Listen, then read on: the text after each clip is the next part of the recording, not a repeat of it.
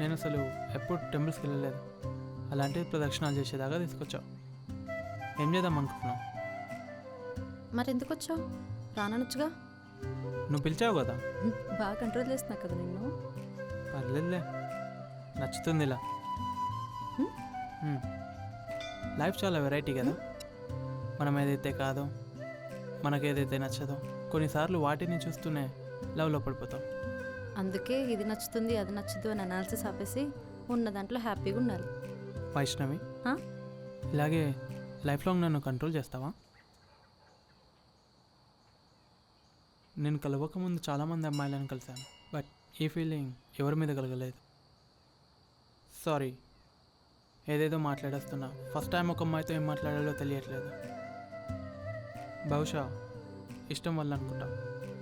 సరే, ఒకటి అడుగుతా, ఉంటావా నాతో?